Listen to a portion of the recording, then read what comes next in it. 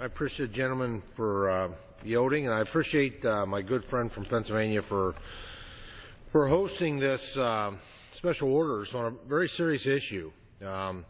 Biggers Waters, I think, was a piece of legislation that we all had great hopes in terms of as the National Flood Insurance Program, as the commercial insurance industry really exited the insuring of flood risk. It was left to the federal government, and as that and then with recent flooding, obviously over the past number of years, that fund being decimated.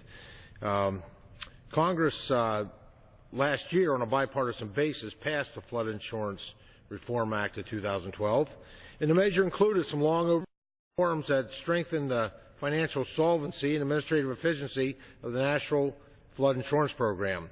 The rationale for the 2012 law was the need for a National Flood Insurance Program to more accurately reflect flood risk. Historically, most low-risk states subsidized higher risk, mostly coastal states. Similarly, low-risk areas within the states tended to subsidize those areas with higher risk, which were more prone to flooding.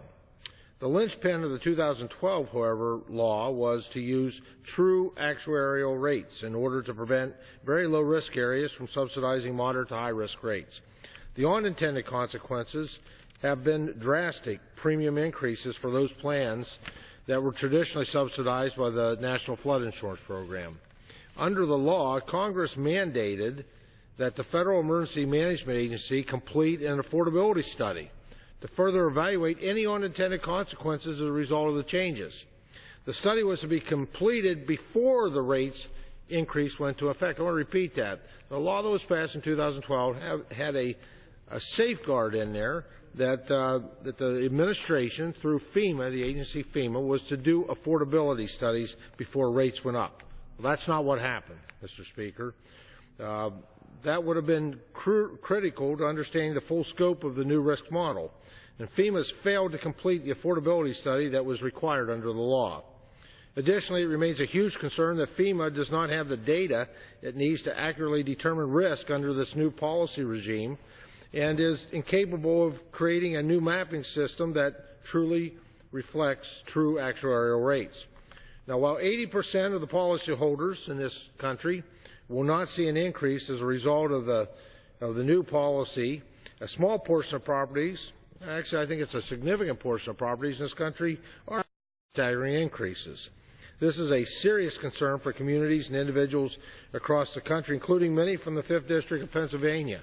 Just recently, hearing from counties, communities, homeowners from Cameron County and Erie County, Clinton, McKean, Crawford, Potter, Huntington, Center, and that's just recent days.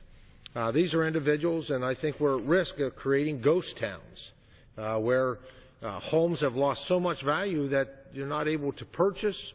You may afford the mortgage, but you can't afford the flood insurance.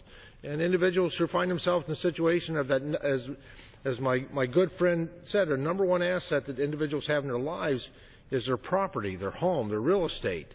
And when it comes time to be able to sell that, they're not able to liquidate it because there's no one out there that's able to buy. So we really are at risk, unless we take necessary changes to, I think, to have the administration comply with the law as it was passed in 2012 in terms of affordability rates, of creating these ghost towns.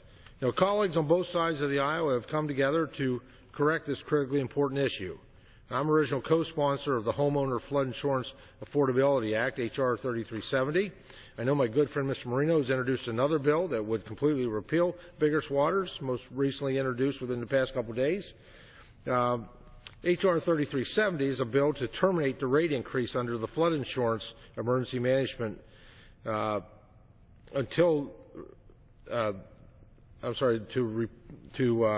terminate the rate increases under the Flood Insurance Reform Act of 2012 until 2 years after the Federal Emergency Management completes the rate affordability study originally mandated by the law.